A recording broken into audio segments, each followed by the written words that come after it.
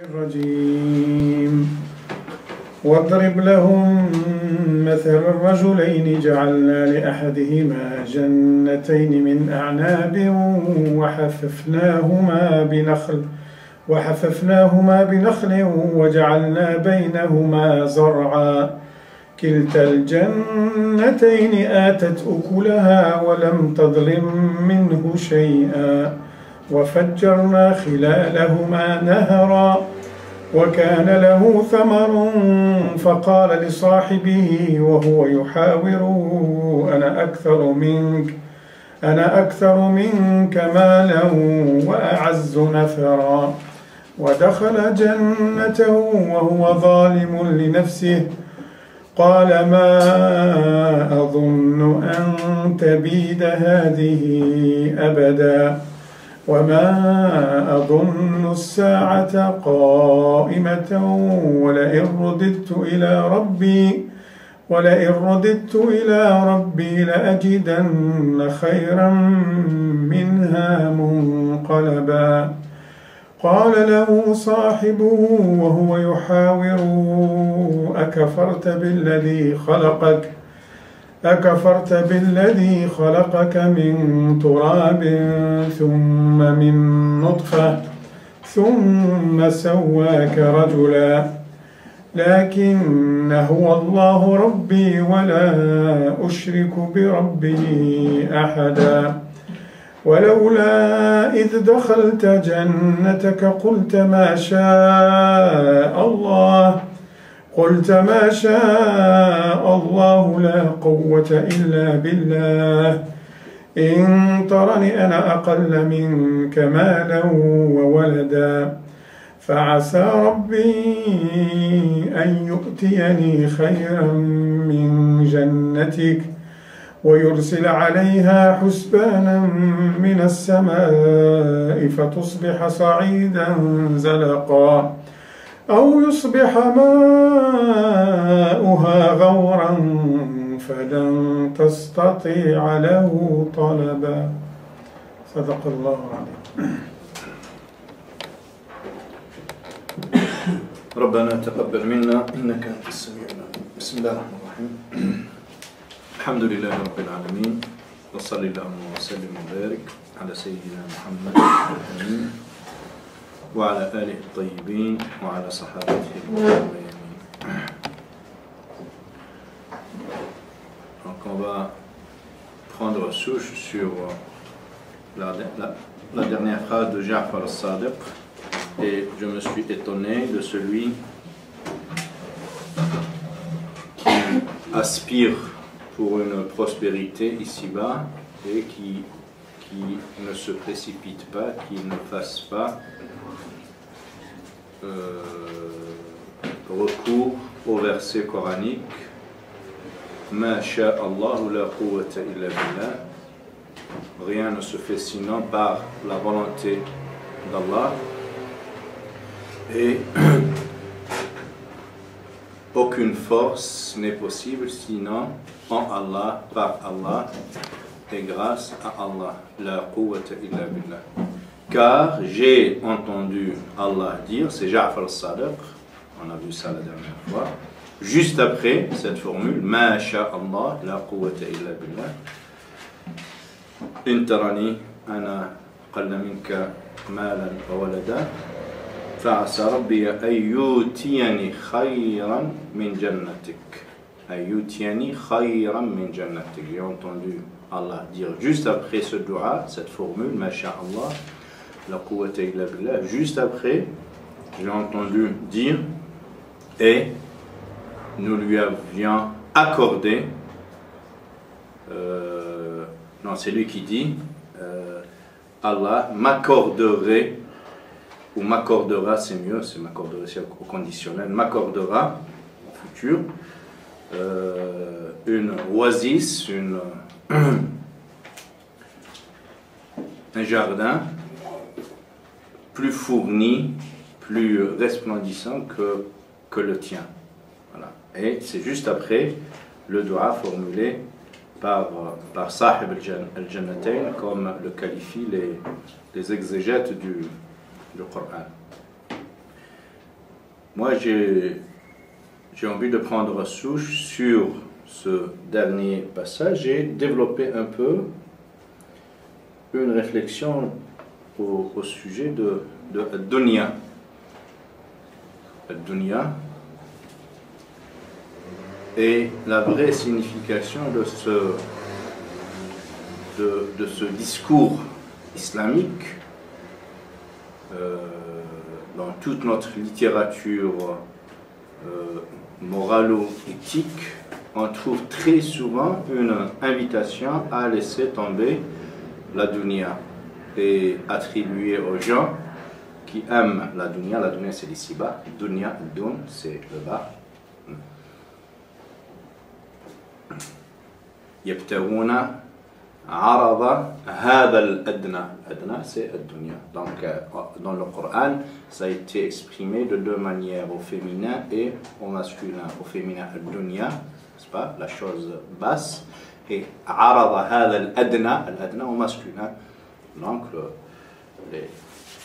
tout ce qui est bas, c'est ad-dunya. Tout ce qui interpelle la partie basse de l'homme, ses instincts, ses passions, tout ce qui l'attire vers le bas, tout ce qui le cloue à même le sol, tout ce qui le freine, tout ce qui l'empêche à s'envoler vers Allah, à cheminer vers Allah, à s'élever intellectuellement, spirituellement, c'est de l'ordre de la dunya. Déjà, à travers sa définition, on peut avoir un ordre d'idée sur ce que c'est la dunya. La dunya, ce n'est pas tant le fait d'avoir beaucoup d'argent, beaucoup de biens mobiliers ou immobiliers qui fait de la personne une mauvaise personne, une personne déconnectée de Dieu.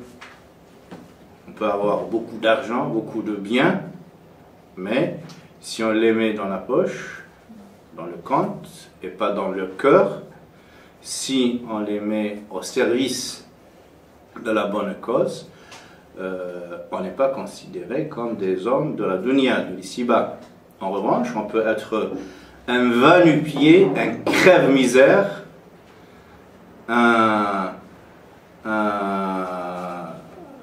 quelqu'un qui vit dans la précarité la plus cuisante, mais dans le cœur est solidement attaché à la dunya, déconnecté d'Allah subhanahu wa ta'ala. Tous les pauvres ne sont pas des saints et tous les riches ne sont pas des débauchés. Ce sont des travers, des implications, des idées reçues que l'on se fait hâtivement, mais qui n'ont aucun bien fondé coranique ou prophétique. J'en veux pour preuve pas mal d'occurrences coraniques. Allah subhanahu wa ta'ala, avec les termes les plus fermes, de rappeler les gens qui nous interdisent les bonnes choses et les belles choses de l'ici-bas. Ya bani Adam, khudhu zinatakum inda kulli masjidin wa kulu washrabu wa la tusrifu innahu la yuhibbul musrifin. قل من حرم زينة الله التي أخرج لعباده والطيبات من الرزق قل هي للذين آمنوا في الحياة الدنيا خالصة يوم القيامة إنما حرم ربي الفواحش ما ظهر منها وما بطن والإثم والبغي بغير الحق وأن تشركوا بالله ما لم ينزل به سلطانا وأن تقولوا على الله ما لا تعلمون. سورة الأعراف. Après le verset, à chaque fois, on le rappelle, mais on l'oublie. Prenez, pour ceux qui ont le dico sur le portable, Nounis, tu peux. Zina, peut-être tu trouves. Kol man harama, Zinat Allah. Zina, c'est. Zina, la parure,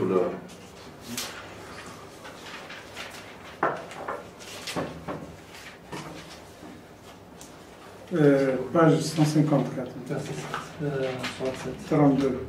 Surat 7. Verset 32. Verset 32. Surat numéro 7. Page 154.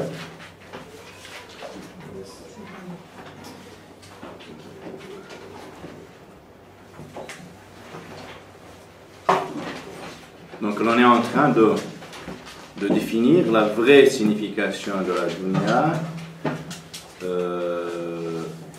l'approche de la dunya qui fait que les personnes qui s'y attachent soient péjorativement considérées, notées, et la deuxième approche qui ne fait pas des gens qui ont la dunya des gens pervers ou débauchés. Loin s'en faut. On peut avoir plein de dunya, vivre la prospérité et l'opulence et être des saints, des gens rapprochés d'Allah subhanahu wa ta'ala. Vous avez trouvé le paragraphe? C'est la sourate Araf, le numéro du verset à partir de 32. Donc Allah 30. Donc ô fils d'Adam, faites-vous beau à chaque oraison, à chaque prière. D'aucuns diront dans chaque mosquée, masjid. Moi j'opterai pour un masjid, c'est makan as-sujud, et donc c'est partout où tu t'apprêtes à faire ta prière, tu te fais beau pour Allah en premier lieu, et pour les hommes, si tu te diriges vers une mosquée, pour les hommes aussi. Voilà. C'est pas parce qu'on est chez soi qu'on va faire la prière dans une tenue voilà, pas belle. Et mangez et buvez avec modération, sans excès, sans démesure, car Dieu n'aime point les démesurés. La yuhibbul musrifin. Ensuite, il enchaîne après nous avoir invités à nous faire beau, donc à profiter des belles choses, de manger et de boire, donc des bonnes choses, donc les belles et les bonnes choses à consommer, les belles choses à contempler et à mettre sur soi-même. Il nous dit قل من حرم زينة الله, qui ose interdire les belles choses, la parure, ces belles choses que Allah a mises à disposition de ses serviteurs, ainsi que les bonnes choses, وَالطَّيِّبَاتِ مِنَ الرِّزْقِ, les belles et les bonnes choses. Les deux sont à l'endroit, à l'adresse des gens pieux, vertueux, les serviteurs d'Allah, mais l'apanage de ces gens-là, lorsqu'ils rencontreront Allah subhanahu wa ta'ala lors du jugement dernier. قل هي للذين آمنوا في الحياة الدنيا خالصة يوم القيامة. Ces belles choses et ces bonnes choses, Allah les a créées et les a mises à disposition des gens pieux ici-bas, mais les autres, les impies, les gens aussi qui ne sont pas dans la vertu,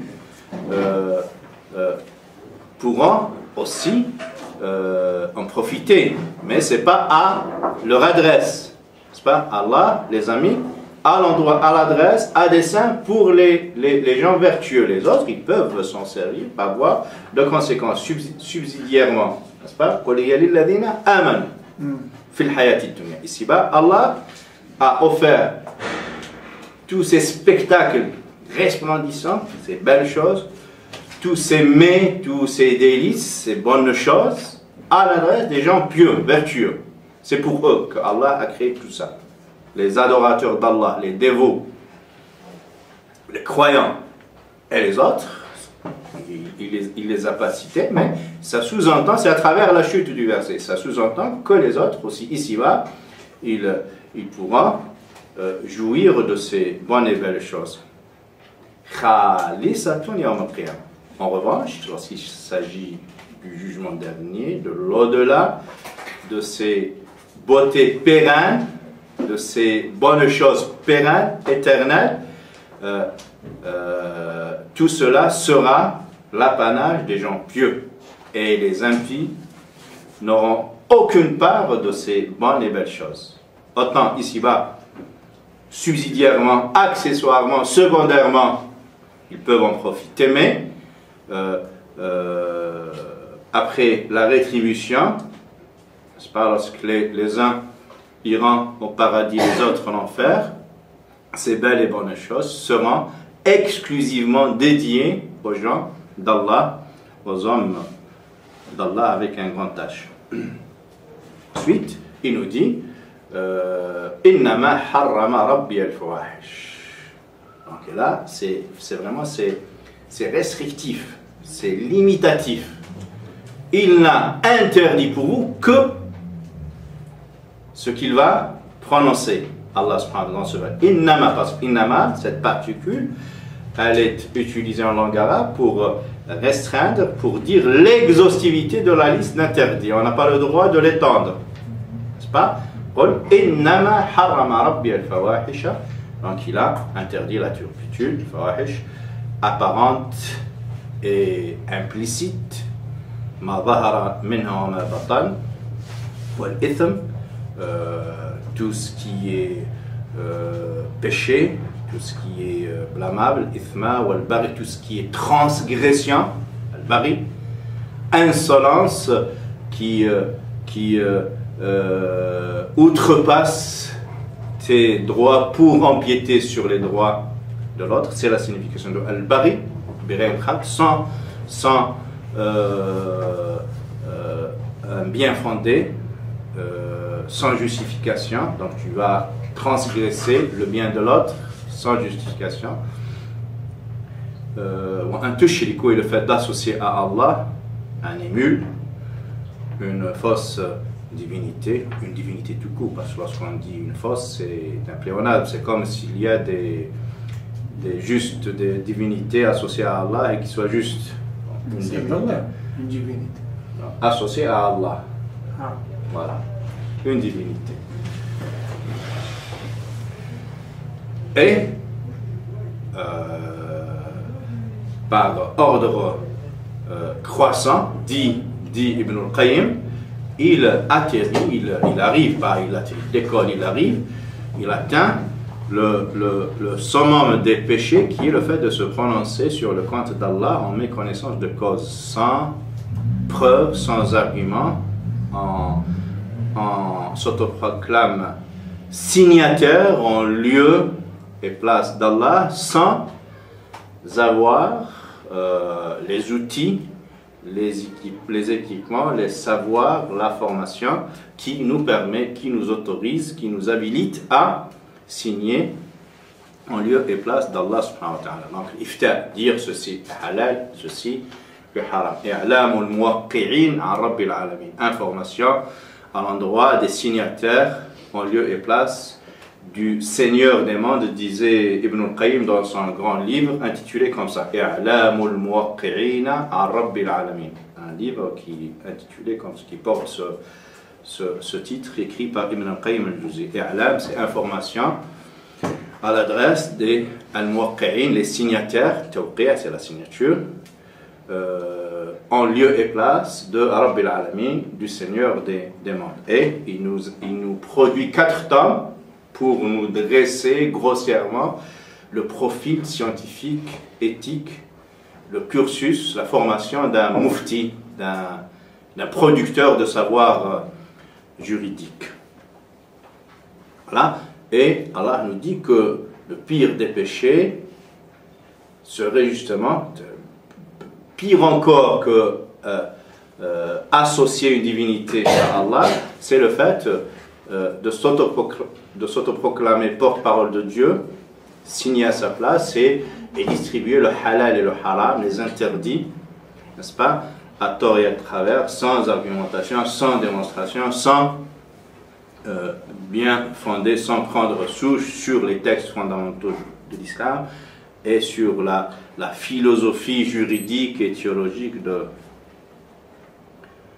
l'islam. Donc ce paragraphe coranique nous renseigne sur la dunya, sur la vocation de la dunya, de l'ici-bas, et comme quoi c'est un cadeau offert par Allah subhanahu wa ta'ala aux hommes employés au service d'Allah subhanahu wa ta'ala. Il a mis à leur disposition toutes ces bonnes choses et belles choses pour qu'ils puissent les utiliser pour la bonne cause au service d'Allah subhanahu wa ta'ala dans ce grand temple universel qui est la terre. Ju'ilat liya al-ardu masjidan wa tahura. Le prophète dit, Allah a fait que toute la terre, tout le globe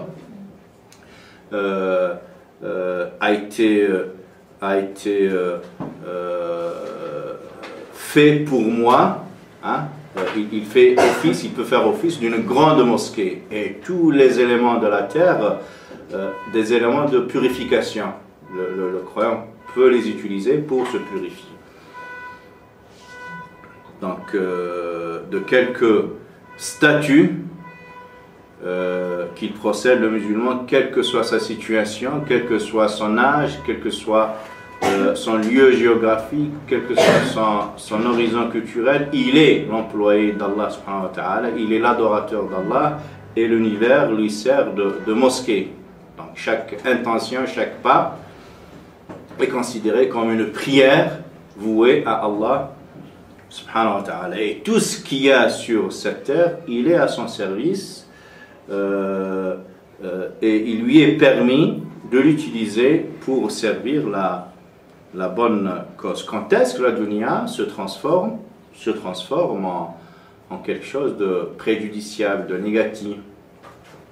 Parce que vous voyez, dans le long paragraphe de Ja'far al-Sadiq, il n'a pas banni, anathémisé de dunya. Au contraire, il nous dit, celui qui veut la prospérité, pourquoi ne fait-il pas recours à ce verset, masha'Allah, la quwwata illa billah? Donc il est permis d'espérer de vivre dans l'opulence, dans l'aisance, loin de l'étroitesse, des contraintes de la vie socio-économique, parce que Dieu sait que la pauvreté, la misère, la précarité poussent la plupart des gens à des comportements, à des conduites à la limite de la foi, disait Sayyidina Omar, le deuxième calife de l'islam. Si la pauvreté, si la précarité était un homme, je l'aurais tué. Donc, et un autre maître de l'islam disait, à chaque fois que la précarité investit une contrée, elle invite avec elle la mécréance. La précarité, dès qu'elle rend visite à une contrée, dès qu'elle sévit dans un lieu, n'est-ce pas, son corollaire immédiat, c'est l'éloignement d'Allah, la débauche. Voilà, la précarité pousse les esprits faibles à la débauche. Pour gagner leur vie, ils sont prêts à commettre l'irréparable pour gagner leur vie, dit Allah dans un autre verset, وَتَجْعَلُونَ رِزْقَكُمْ أَنَّكُمْ تُكَذِّبُونَ.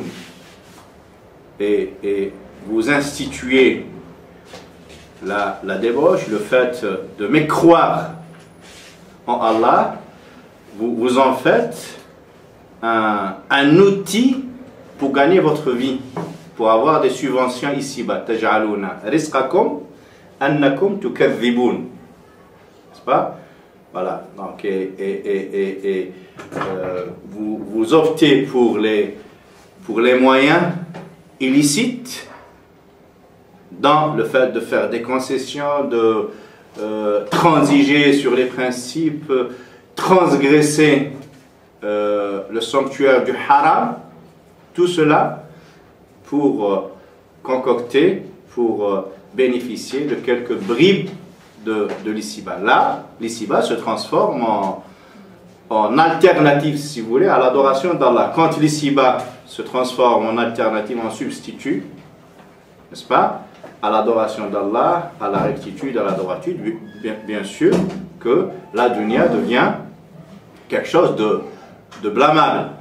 Mais si on l'utilise pour bien vivre sa spiritualité, pour faire profiter à la bonne cause cette aisance, j'utilise l'argent, n'est-ce pas, les biens matériels pour consolider, pour être au secours des causes justes, la dunya aura la même valeur qu'une prière, n'est-ce pas? Le prophète nous dit dans un hadith, l'envie est blâmable, sinon dans deux situations. Le fait d'envier quelqu'un, n'est-ce pas, de le jalouser, elle est blâmable en islam, sinon dans deux choses, elle est permise. La hasada illa fithnatayni. Et cite quelqu'un à qui Allah a donné beaucoup de savoir, il a instruit, il a perfectionné son instruction, et cette personne ne cesse de rayonner autour d'elle, de dispenser ce savoir, d'élever les gens vers Allah. Voilà, donc on peut l'envier, c'est-à-dire demander à Allah de faire en sorte qu'on lui ressemble, n'est-ce pas? Et la deuxième personne, c'est une personne qui a été dotée de beaucoup de biens matériels, beaucoup d'argent, Et cette personne ne cesse, à longueur de journée, matin et soir, de le dispenser au service d'Allah subhanahu wa ta'ala, pour agréer Allah subhanahu wa ta'ala.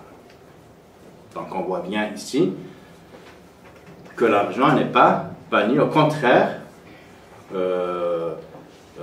celui qui en est le propriétaire est considéré comme quelqu'un d'enviable et que les musulmans sont censés prendre modèle et exemple sur lui. Le prophète nous dit ni'ma al-mal as-salih lil-'abd as-salih. Quel bonheur lorsque l'argent pur tombe entre les mains d'un homme vertueux. Ni'ma al-mal as-salih lil-'abd as-salih. Quel bonheur, quelle situation de félicité ici-bas. Lorsque l'argent licitement gagné avec des moyens purs, n'est-ce pas, transparents, licites, et que son propriétaire, celui-là même qui a gagné proprement son argent, l'investit, n'est-ce pas, dans le sens des causes justes. Il le met au service de la vertu. Donc. Et parmi les compagnons du prophète Mohammed, il y avait plein de compagnons qui étaient des gens richissimes, mais leur richesse ne les a pas freinés dans leur élan spirituel, ne les a pas empêchés de cheminer vers Allah subhanahu wa ta'ala et de faire partie du QG, du quartier général, de l'environnement immédiat du prophète, Othman, ibn Affan, Abu Ubayd Amir ibn al-Jarrah, et plein d'autres compagnons du prophète, qui étaient des gens très bien friqués, mais qui ont mis leur argent au service de la bonne cause.